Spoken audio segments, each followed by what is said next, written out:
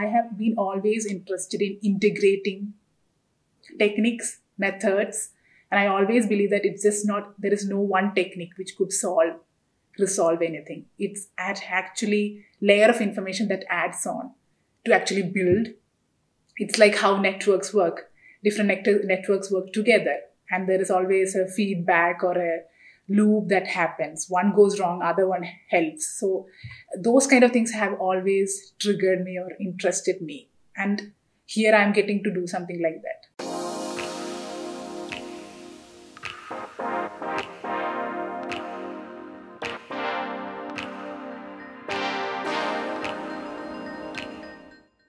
As a kid, I was already put into an environment which was very science oriented because both my parents are professors.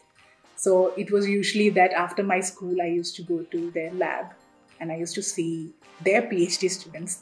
They are from the field of biology, but dad works on environmental science and mom works in marine biology. So I used to see these specimens of different fishes and their beautiful textbooks of looking into marine fishes. And so I was already into that environment quite early, I should say. And I still remember that I had this slam book where everyone wrote what they want to become, a doctor or engineer. I had somehow written scientist.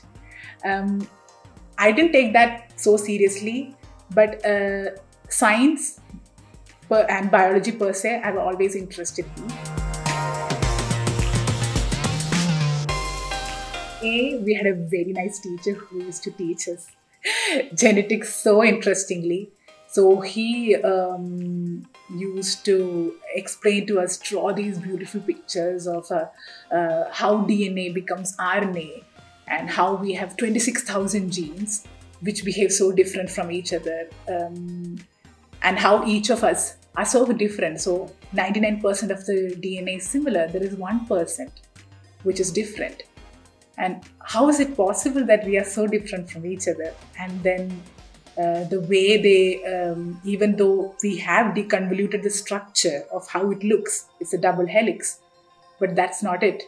So the most interesting part that he never used to stick on to textbooks. He used to bring papers. So all those really cool research part that interested me a lot. We just study about early brain in mice. Okay. And how and when do they start differentiating into different. So initially when they all start from a common origin of neuronal cells. Then suddenly at certain time point, exactly, they start spatially organizing itself, and they start bifurcating into different cell types. And interneurons that is what we specifically study, which are known to connect motor and sensory neurons. And they are also of interest because they are of different shapes and morphology, and that also reflects in their function. So what researchers are interested in is when this bifurcation happens, why it happens, and what are the key regulators or key things that is happening.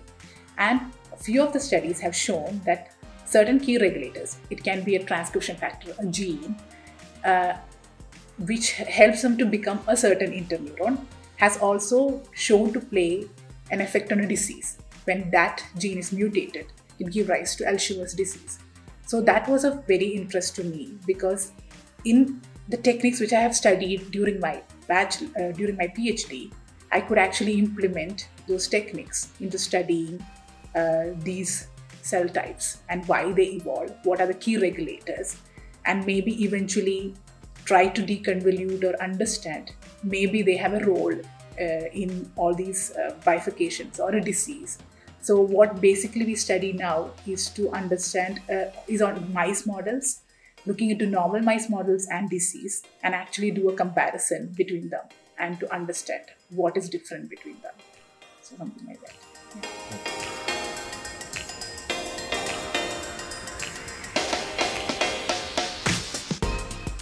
Learning computational biology, because I was just an experiment biologist and I never had a background.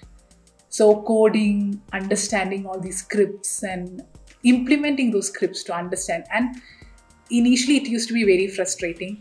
But when I started learning and understanding the power and how it helps, I think every biologist, if they want to go into this field, they should have a feel of how it works.